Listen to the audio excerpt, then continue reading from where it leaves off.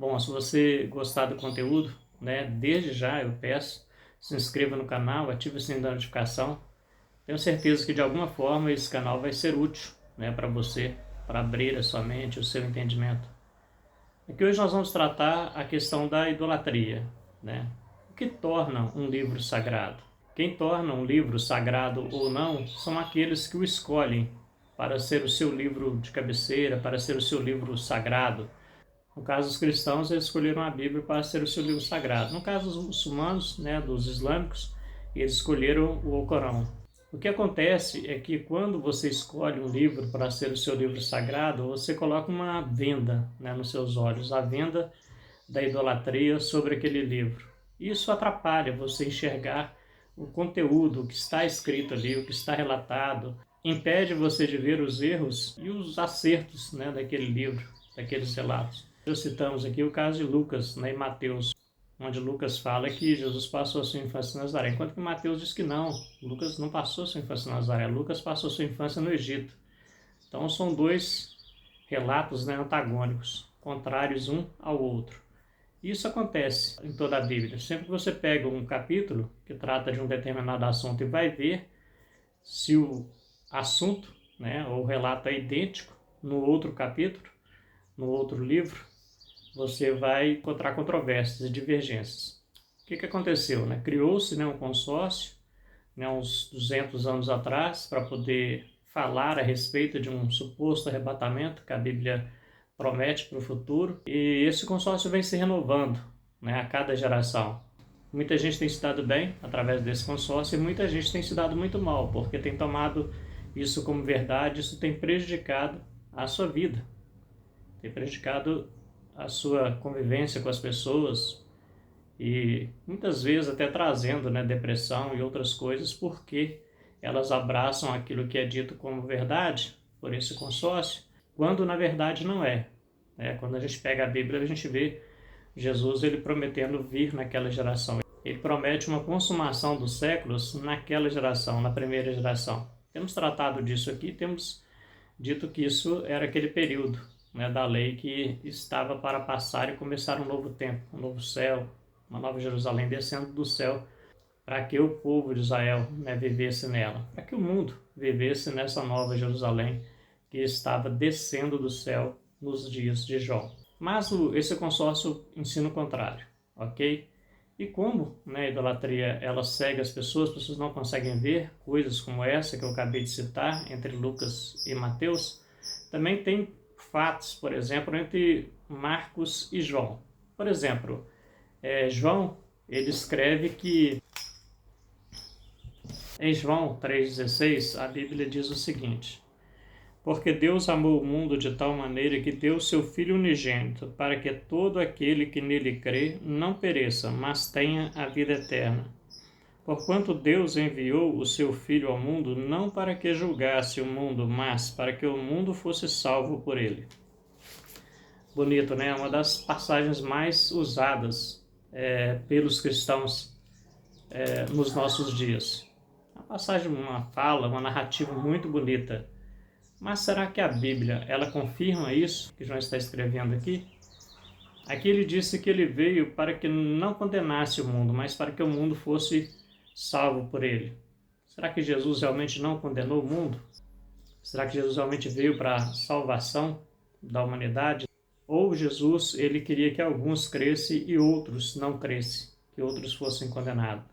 Ou seja, ainda em vida, ele fazia um pré-julgamento e uma condenação das pessoas da sua época. Isso acontece, sabia? Ele faz um pré-julgamento ainda em vida e declara e deseja que as pessoas não sejam salvas, que elas pereçam, segundo a visão dos crentes, deveriam dizer que ele queria que elas fossem para o inferno. Na nossa visão, daqueles da escatologia já consumada, acredita que ele estava falando simplesmente da condenação que viria sobre o povo da sua época, onde os romanos viriam e passariam ao fio da espada aqueles religiosos e os que seguiam o judaísmo daqueles dias. Por quê? Porque ia começar um novo tempo, e esses morrendo, eles não propagariam esse ministério de condenação e morte que Moisés espalhou sobre o povo judeu. Essa é a minha visão, ok? Mas essa é uma passagem onde que os cristãos geralmente saem fora dela. Se desviam porque, como um Jesus que queria salvar toda a humanidade, que veio para todos, para que todos fossem salvos, já em vida, já estava condenando alguns. Estava falando para eles através de parábola para que eles não entendessem e perecessem e morressem. Então Jesus negava o conhecimento do que estava para acontecer para aqueles religiosos da sua época. Ele escolhia quem deveria ser salvo e quem não deveria ser salvo. Então ali a gente já vê um juiz, não um advogado, não um intercessor. Ok? Vamos ver aqui o texto que eu estou falando para você. Eu vou ler aqui Marcos capítulo 4, versículo 11 e 12, ok? Ele lhes respondeu: a vós, outro, vos é dado conhecer o mistério do reino de Deus, mas aos de fora tudo se ensina por meio de parábolas, para que, vendo, vejam e não percebam, e ouvindo, ouçam e não entendam, para que não venham a converter-se e haja perdão para eles. Então aqui a gente vê um Jesus que não queria perdoar a todos, não é mesmo? Então, como lá em João 3,16, a Bíblia diz que ele veio para que o mundo fosse salvo por ele. Aqui fala que era só alguns. Então, essas controvérsias na Bíblia. A Bíblia não é um livro que andam propagando por aí. Sem contar as mentiras a respeito de um arrebatamento futuro que nunca vai acontecer. Porque o arrebatamento que haveria de acontecer naquele século. Não era um arrebatamento físico, como as pessoas andam disseminando por aí, mas um arrebatamento no espírito, chamando as pessoas para uma nova visão de vida, para uma nova visão de mundo, para uma nova visão cultural que haveria de baixar sobre o povo de Israel. Uma cultura completamente diferente da que eles viviam até então, até a destruição de Jerusalém e a queda do templo, até o fim do sacerdócio judaico e o começo de um novo tempo sobre os judeus, sem o sacerdócio judaico estar controlando, a vida deles. Um tempo onde o próprio Deus seria, o seu juiz.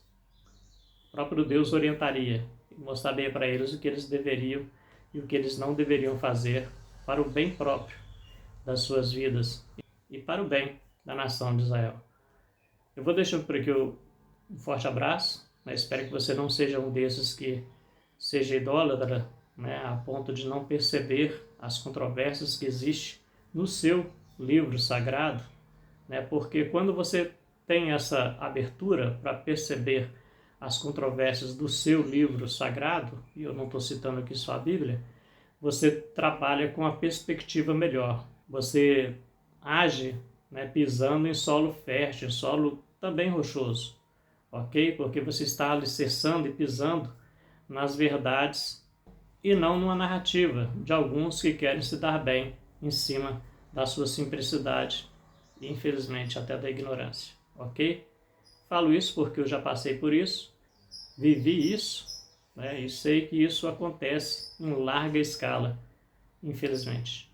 Vou deixando um forte abraço para você. Se você tiver gostado do conteúdo, de parte do conteúdo, deixe o seu like, se inscreva no canal, ok? Um forte abraço para você.